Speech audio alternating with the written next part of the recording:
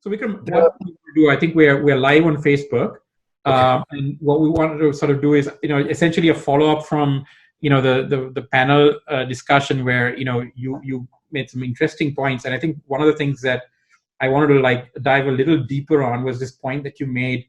The question I asked, I think it was sort of initially a loaded question. I thought the FDA would be sort of the inhibitor for getting medical devices approved, right? And I think you made a brilliant point there, and I want to just sort of bring that point back up to the surface. And if I paraphrase incorrectly, please feel free to kind of correct me. But you said the question was not the regulator or the person who has to approve. I mean, you thought that process needed to be what it needs to be because it is a medical device.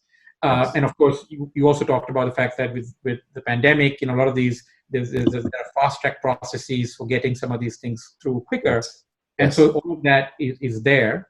But what was sort of crucial in the point that you made was the success of one, which was the bladder scanner that you made from Veristone, I believe is the company, right? Verathon. And, that was successful simply because, you had like a pre-made market or people who were willing to pay for that. I guess through, was it Medicaid or Medicare or something like that? Yeah. So basically, there is a Medicare billing code that that's Medicaid is the U.S. Central kind of the insurance for elderly people, right. But the guidelines that Medicare sets, almost all insurance companies follow those guidelines. Okay, so even for private individuals who are even private insurance companies will follow those guidelines. So CMS will set up codes they call billing codes, and those codes are then applied in regular insurance billing as well. So Verathon early on, they had the foresight to work with the Center for the Medicaid services, Medicare services, and they got the billing code approved for using their device, right? So now you have, every time that device is used by a doctor, the doctor can make whatever $100 from on that visit. Correct. Or in a hospital setting, yeah. So you thought that was okay, and then I think you had the same when you did Step.io. The challenge was to get Step.io to have a medical code, and I think you said the pandemic has obviously now helped that process with your second medical device, which is the stethoscope that allows the doctor to remotely listen to your heart and lungs. I think when I first saw it, I think a year and a half ago, when we had a chat in person, I mean, I was blown away. I was like, oh my God, why is this thing not everywhere? Right? But I think this answers that question, which is, so what is the advice that you would give? Okay, so let's say that somebody is not, in the US, so they're in India or Sri Lanka or China or wherever else. Now, what is the equivalent of, say, a Medicare thing? I mean, how does somebody, an entrepreneur or somebody who's getting into the medical device business, how do they make sure they take that advice and say, how does somebody pay for this? I mean, what thought process or tips do you think that they should go through to kind of come up with that idea? Because I know that one thing that's happened with this pandemic is, and we'll talk about it in a bit as well, everybody's sort of building medical devices, in order, right? The ventilators are popping everywhere at, 1/3 the cost, whatever. So I just wanted to, pick your brain on behalf of other people. To tell me a little bit, I mean, how would they go about that? I mean, if they were building a device outside of the US or not initially targeted the US market. Yeah, it's a famous Hollywood saying, follow the money. Show me the money. Follow the money. So I think what I've found in being in medical devices for so many years is something that the doctors can charge for to the patients. You can, as a seller, as a medical device vendor, you can then create a value proposition for the doctor that, hey, while this device costs, say, $10,000, if you use it 1,000 times, you will have made more money than you could have actually imagined. So this is a new technology that will actually increase your income levels, right? At the end of the day, all business is uh, about making money or saving money or keeping you out of jail, right? Only three things that that that really, I mean, like things like compliance and regulatory. That's all about keeping you out of jail, right? So anything that can help you increase revenue, lower the cost, or keep you away from trouble. Those are the things that. And I'm talking about businesses. I mean, there's a whole segment, luxury markets and all that stuff. That's a different thing. But in medicine, I find that it's so patient care is obviously important in all of these scenarios. You cannot have quackery devices that will hinder patient care. Right. But at the same time, that alone is not enough. Yes. Yeah, and that was your key point. I think what we were saying was, you can have the best sort of approved, FDA approved device, blah, blah. You go through all that very, expensive process of sort of getting all of those approvals, because it's a rigorous process, obviously, for good reason. But that alone is not. So if you're starting out and you're getting into this business, you've got to make sure. Yeah, I got all those, I's dotted and T's crossed on the approval side. But you almost simultaneously, I guess, need to start working on, or even before, on, hey, how is this actually going to get to market, right? And that's the sort of the second thing. And is there a third pillar, which is the actual fabrication? Because you have to get economies of scale in the manufacturing process of these devices as well, right? So in the past, I think a lot of people sort of looked to China to do that, because that was sort of a good place to manufacture these devices. What are the go-to places to somebody to make some of these things at scale? I'm not like I am not super familiar with manufacturing that much. So I know we at Steth.io we got everything manufactured here in Seattle, in the Seattle area, in the US, and it was definitely more expensive than getting it in China, but we faced two factors we were kind of afraid of. One is IP kind of protection, and second was just the communication barriers, right? I mean, that's always like, so unless you had somebody who can do the translation, the appropriate thing. And then the time lag was another barrier that, I mean, just the time. The 12-hour difference, right, between the two places. The time zone differences, like from the US to China, I mean, it's pretty significant. But also if you ordered prototypes, they would take, they would ship it. It would take 14 days to arrive or 20 days to arrive. Whereas, like we could go pick up the prototype the next day if we were doing it in the Seattle area. So there was some factors like those that should come into play as you're thinking about manufacturing. Is early stages, you want to do it locally as much as possible. Very good. And then when it's time to scale things, then you find the cheapest option. And again, in the early days, your cost of goods is important, but not super important, because you should try to make the device work and get the market established. Then you can always worry about the cost of goods later.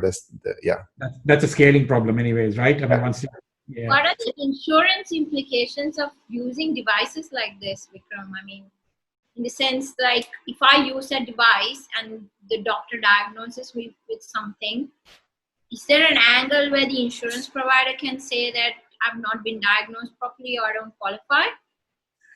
Yes, obviously. So getting that code that I was talking about, the Medicare code. Again, I know the U.S. market, so I can talk about that.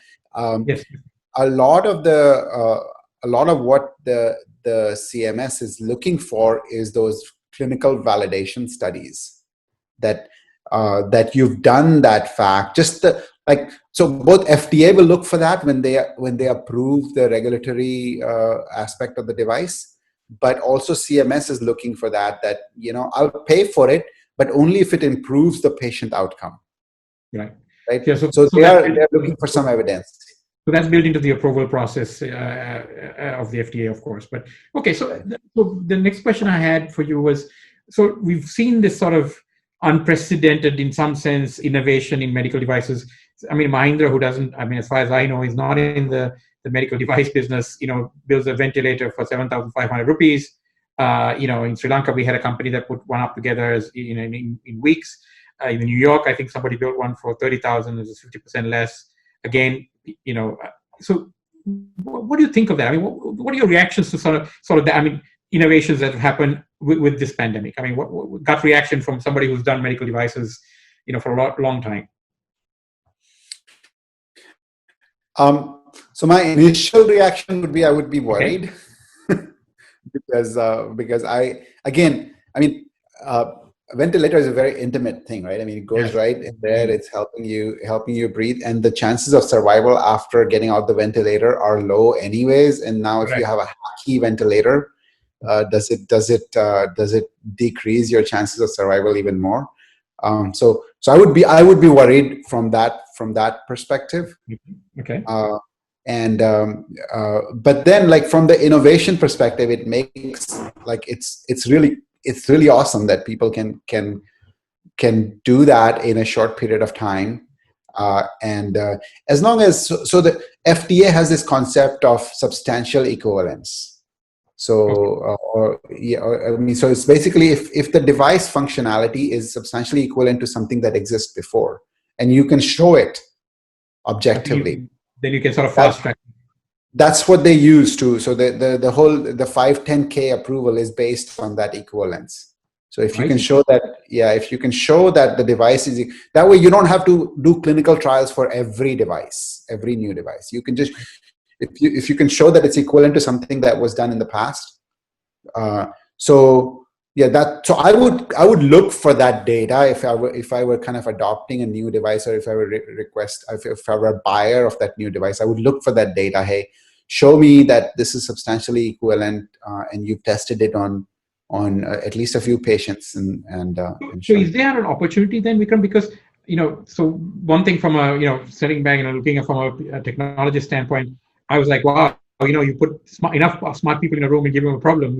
Yes, I mean, this is not creating a brand new device for a brand new problem, right? So this is this is sort of making a better mousetrap problem, right? So essentially, or making a mousetrap, quickly, right? So I think that was at lower cost. So I think if you use an analogy, I mean, it was great to see that. So is that something that, that spirit of sort of doing that, using the exact thing you just said, the equivalency thing, can or should countries and companies in countries like poorer countries like India and Africa or in Sri Lanka sort of do this on a, use that protocol in the FDA and actually, manufacture these devices that cost, hundreds of thousands of dollars? Part of this whole, I think one of the things we are seeing as a trend in the pandemic is the self-reliance, right? So, and want to have like local supply chains and not depend on stuff, right? So is this something that you would encourage companies to do, essentially, develop these devices in the locales that they need to be used FDA's sort of this sort of equivalency criteria, because you're not really creating a new device to then build this? I mean, you think absolutely. I mean, I suspect that's already what they do. Anybody in the medical device industry, they already are doing that. They should be doing that. And if you're not in the medical device industry and trying to get into that, that's exactly the process to follow, is establish the equivalence of a device. It could be like, the equivalence doesn't have to be established in a clinical setting. It can be in a lab setting. You can say, hey, I tested it on this phantom lung or whatever, and it looks the same as a previous generation device. So that way I can show substantial equivalence. Wow. Okay, so it's a great point for. So I was listening to. The reason I sort of brought that subject up in areas of manufacture, I was listening to Minosh. I hope I'm saying her name right. Minosh Shafiq, and she was the director of the London School of Economics. And there was a little clip that she was doing.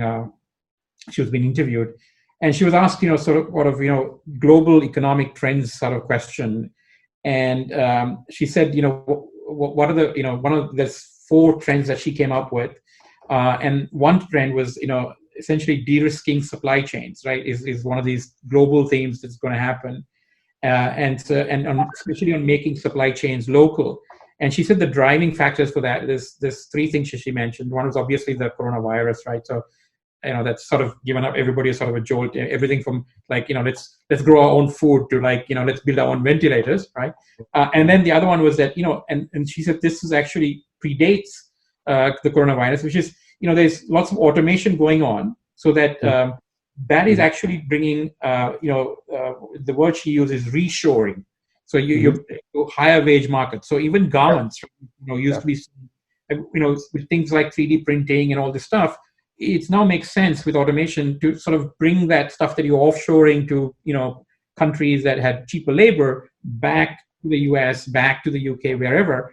And so that's a trend, and she sees more of that happening.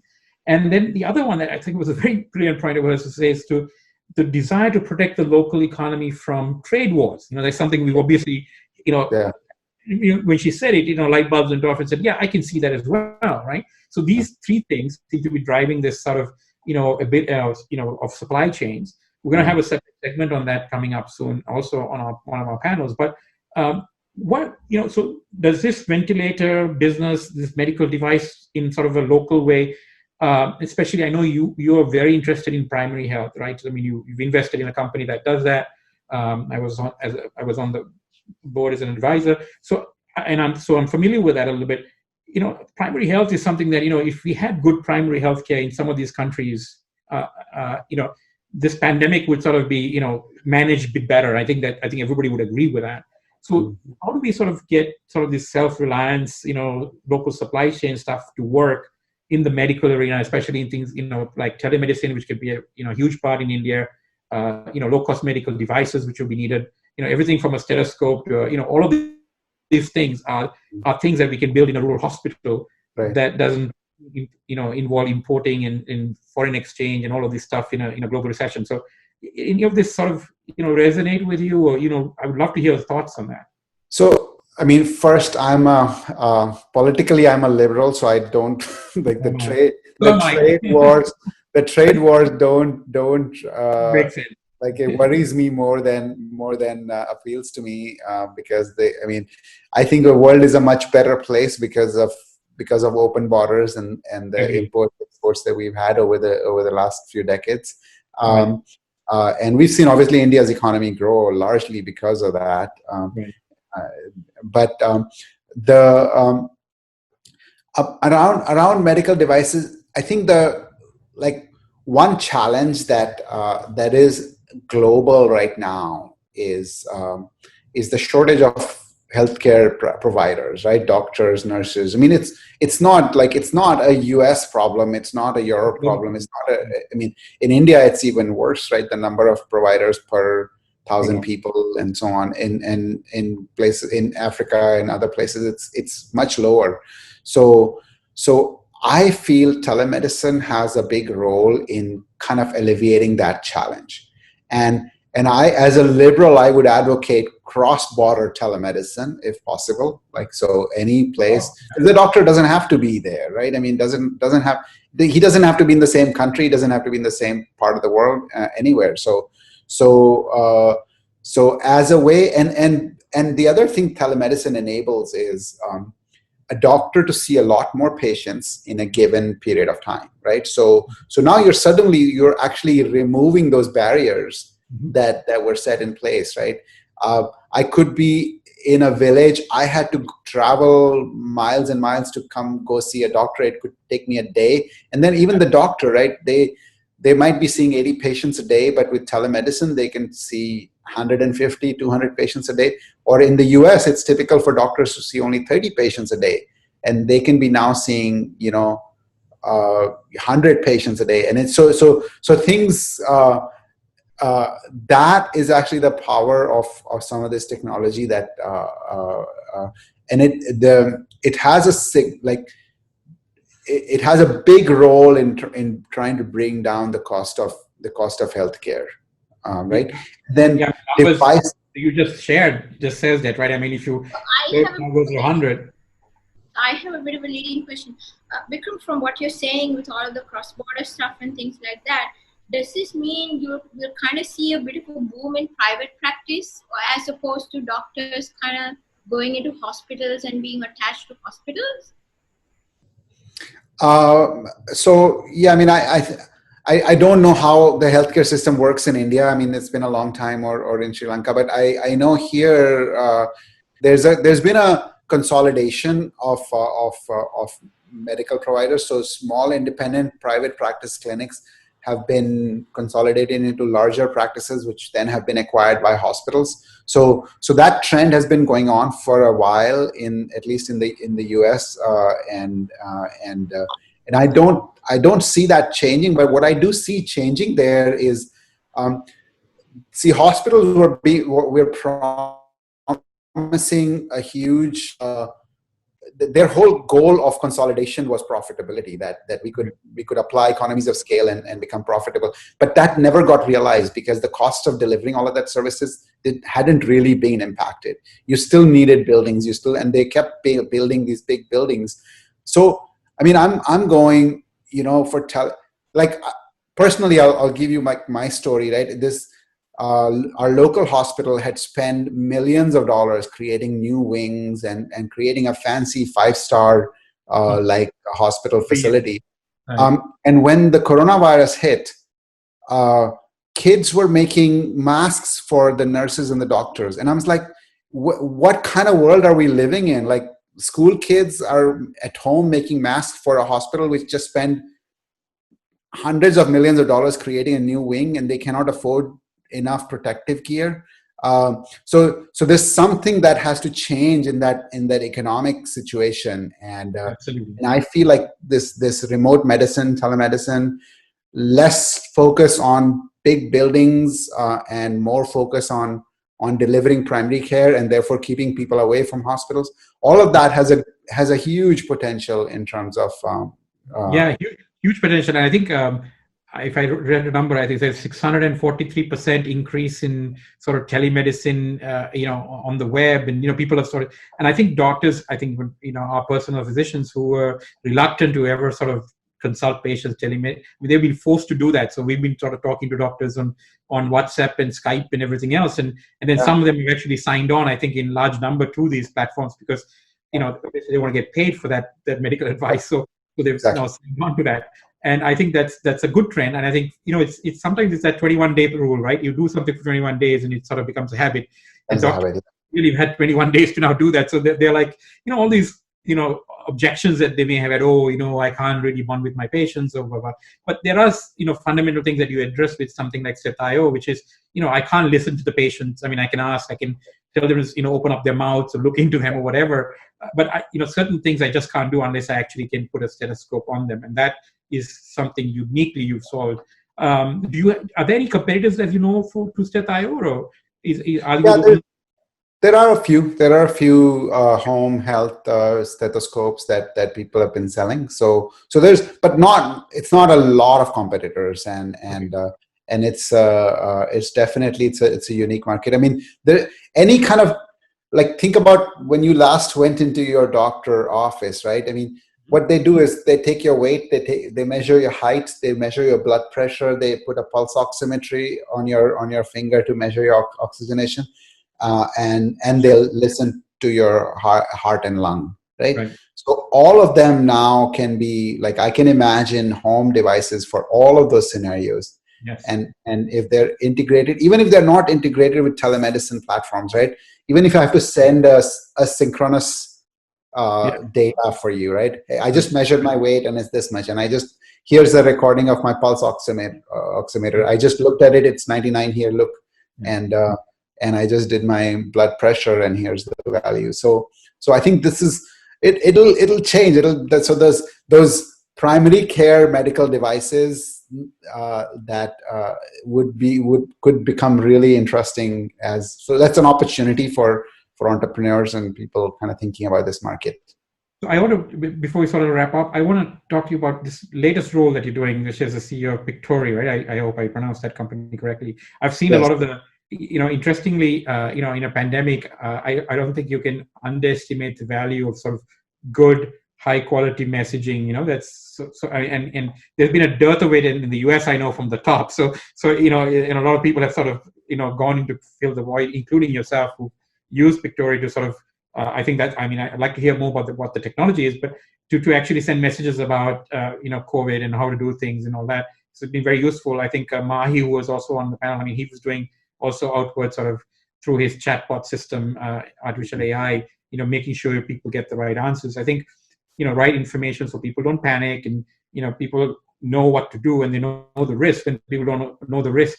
Then, one thing, as we all know, Harari says, you don't need all this syndromic surveillance. You don't need people sort of beating people over the head, because people, rationally, usually when they have the right information, they calm, they cooperate. They don't have to sort of be, you don't have to sort of shackle them up, right, to get them to do something. I think in the absence of that, and I think in the middle of the pandemic, information is fluid. So as people don't know, then that becomes a problem. And if other nefarious information feeds in, it just complicates the problem further. So what is Pictory, and what do you do, and what is that technology? And obviously you're the CEO of the company. Yeah. So let me talk to that a little bit. So I used to run an enterprise software company before Wind Shuttle, as you know, and one of the things that we used to do about 10 years ago, and this is probably true in any field, right? We used to do white paper campaigns. I would write a white paper describing a piece of technology, or you would do a case study or so on. So we would do these campaigns, and we generate so much business. I would write I remember in 2008 we had the recession, and I wrote a white paper on how to do more with less. Right, that's kind of the big thing at that time, and we got so much business from that one white paper. We got over 1,000 leads, and we were able to close 20% of them, and it was amazing, right? So, right. But since that 10, 12 years ago, content just has exploded. There's so much content out there, so much textual content, because text is easy to create, right? These kind of programs are really hard to put together, as you guys know both, right? Right. But text is easy to create. Anybody can create text. Anybody can write a blog, white paper. And then other media exploded, right? Podcasts and videos and stuff. And so over time, that effectivity of those white paper campaigns kept going lower and lower and lower. What we saw was anytime we would do a video, we would do a lot more. We'd get a lot more leads, a lot more attraction, a lot more engagement by the users. So the idea of Pictory was, can we use AI to take a piece of text, a white paper, a blog, and make a video out of it automatically? Wow, using AI. Using AI. So there's three things that happen. There's three big AI components, technologies that are in there. One is it takes that text and summarizes it. So there's AI-based summarization. So it'll keep.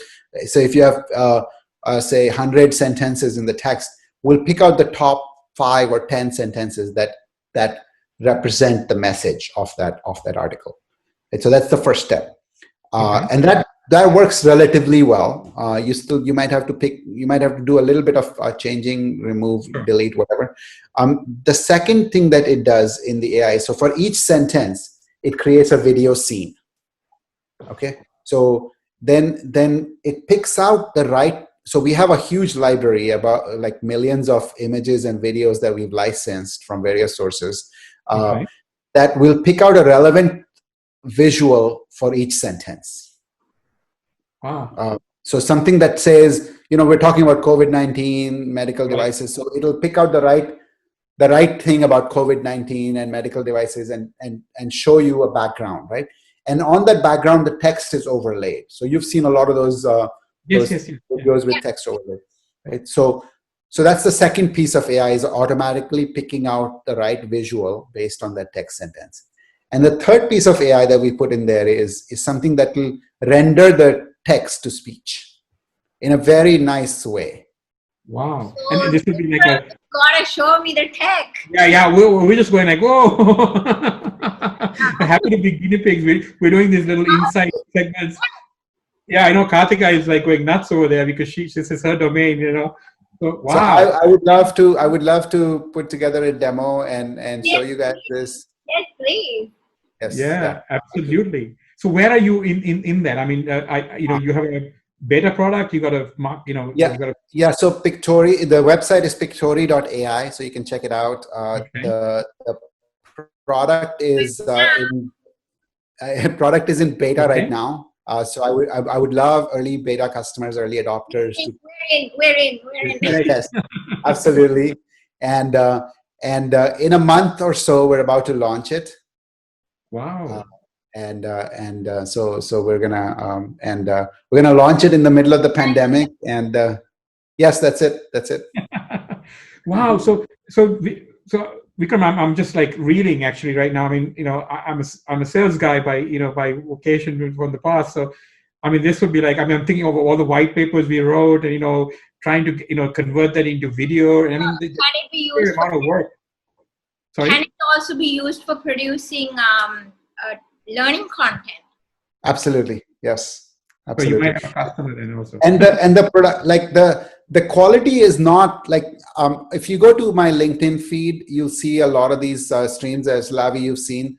Yes. So you'll see the kind of videos that we can produce, but it's not the high production quality that you might, like, as a media company you might be used to.